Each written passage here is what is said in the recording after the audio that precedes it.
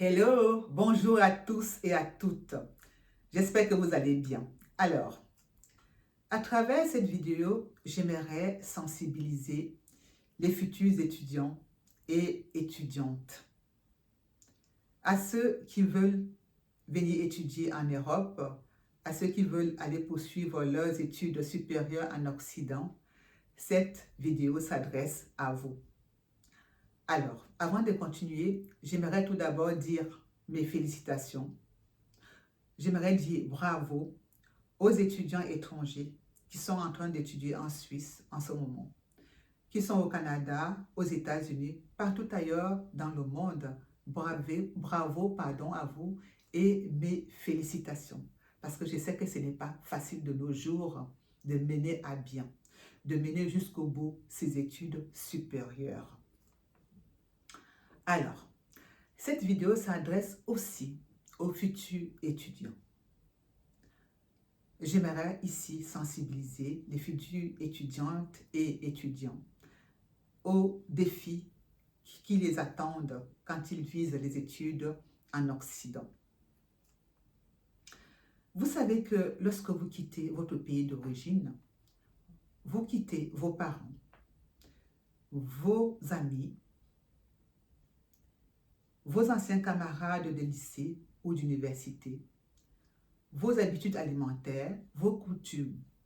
Et dans le pays où vous comptez aller étudier, vous allez maintenant embrasser les coutumes de ce pays-là, les habitudes alimentaires de ce pays-là.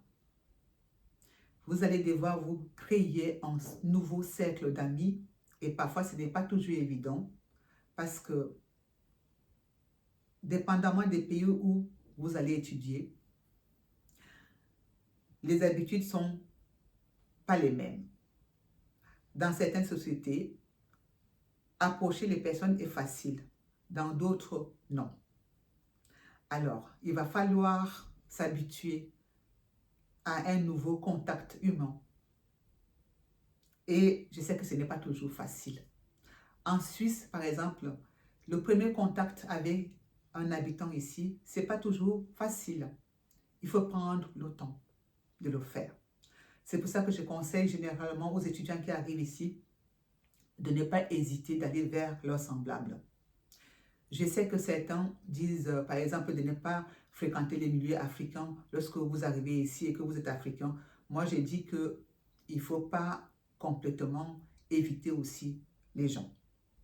En tant qu'étudiant, lorsque vous rencontrez quelqu'un qui vient de votre continent, approchez-le et parlez avec vous. Il peut vous être d'un bon conseil. D'accord?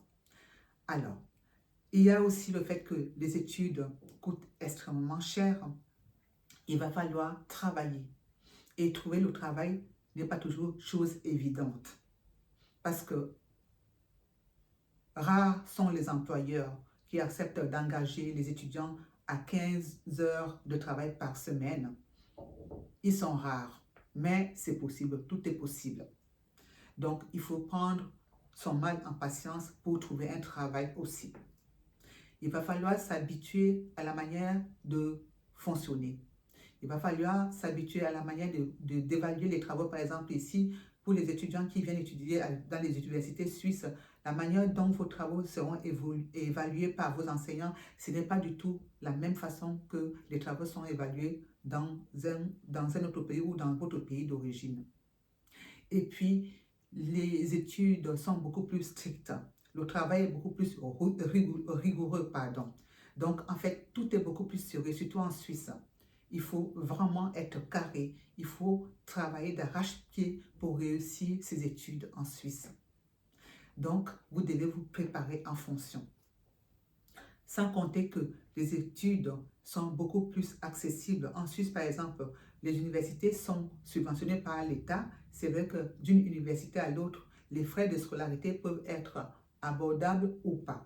Donc, par rapport à cela aussi, vous devez bien vous renseigner avant de vous inscrire dans une université. Il y a, par exemple, le matériel d'études qu'il faut acheter. Je parle d'un laptop, un ordinateur, un téléphone portable performant, un sac, tout ce qu'il faut en fait. le matériel d'études, les livres, la documentation, tout ça, ça revient cher. Ce n'est pas toujours évident. Surtout quand on vient d'une famille où on n'est pas très très riche, ça peut devenir lourd financièrement à supporter. Donc, vous devez vraiment très très bien vous préparer pour pouvoir aller au bout de vos études et avoir un diplôme. Rien n'est plus frustrant que d'arriver dans un pays pour y mener ses études et ne pas avoir le diplôme et arrêter ses études avant l'obtention du diplôme. C'est vraiment dommage. Ça arrive malheureusement souvent. Mais j'espère vraiment pour vous que ça ne va pas vous arriver. Donc, c'est de ça que je voulais vous parler. J'aimerais à travers cette vidéo sensibiliser surtout les futurs étudiants et étudiantes qui visent la Suisse. Alors, si parmi vous, il y a des gens qui aimeraient avoir des informations concernant les études universitaires en Suisse, les études supérieures en Suisse, si parmi vous, il y a des parents qui aimeraient être informés de comment ça se passe en Suisse, je vous conseille en fait de prendre un rendez-vous téléphonique de 20 minutes avec moi afin qu'on parle de votre cas particulièrement. Voilà, c'est de ça que je voulais discuter avec vous, je voulais échanger ceci avec vous. Et avant de terminer cette vidéo, j'aimerais encore dire mes félicitations aux étudiants qui sont en Occident actuellement, aux étudiants étrangers. Courage à vous et je pense que le succès est au bout de la ligne. Après votre diplôme, vous verrez que c'est vraiment plus facile pour vous d'obtenir un travail. Les diplômes suisses sont reconnus partout dans le monde. Donc, allez de l'avant et ne lâchez rien. Voilà, c'est ce que je voulais partager avec vous. N'oubliez pas de liker, de vous abonner et de continuer à suivre mes vidéos et partager surtout pour que une majorité des personnes soient touchées par ces conseils. Ok, prenez soin de vous. À bientôt. Bye bye.